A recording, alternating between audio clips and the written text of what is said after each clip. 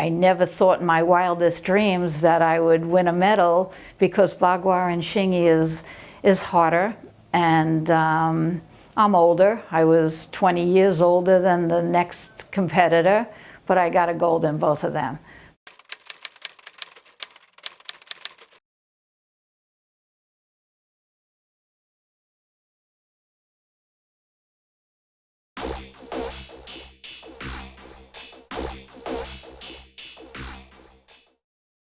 I started practicing in 1990 when I was in my early 40s.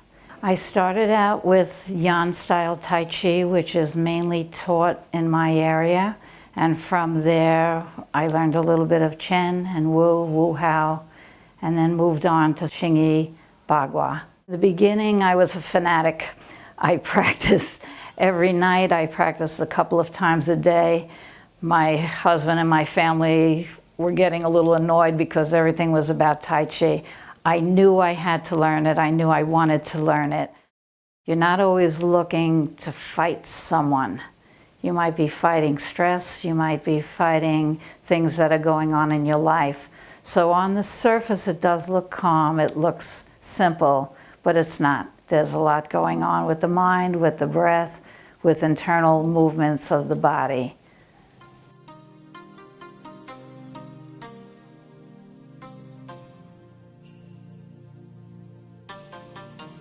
The combination of the Chinese medicine, Chinese Qigong practices, and Tai Chi practice took away a lot of the fear of the Western treatment, and it helped with a lot of the symptoms that you get from that.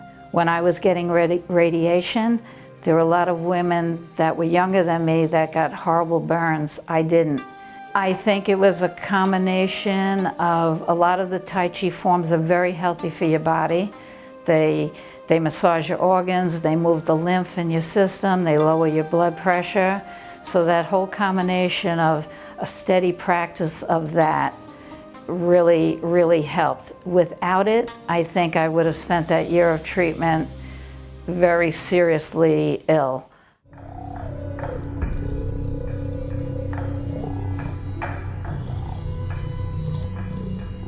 When I first came to the school, all I knew was Tai Chi.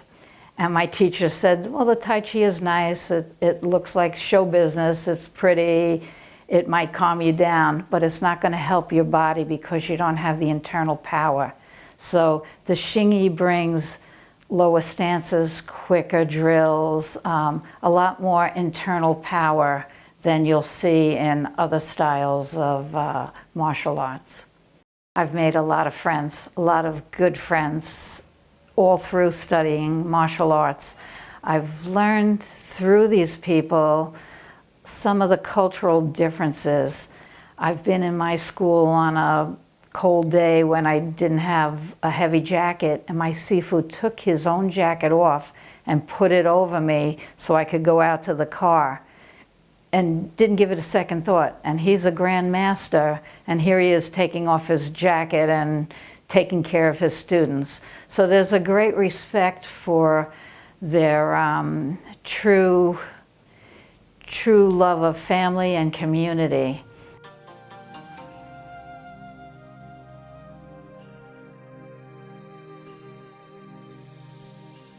The black belt system is judged on how many years you've practiced. You have to pass tests. There's another system called the Duan system, and they don't just judge on if you can win a fight in a ring or a match. They consider how many years you're teaching. They consider how many students you've had, what you give to the community. Do you give workshops? Do you help people that can't afford to take classes? The belt really doesn't mean much on the surface. It's the work that goes on behind it to earn that belt.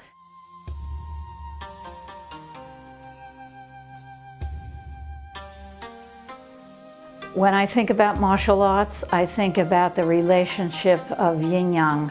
It's the total balance of everything in the universe, the hard and the strong, the feminine, the male, the compassionate, the brave. So martial arts teaches you that you can have various pieces, but they all have to be drawn together as one thing.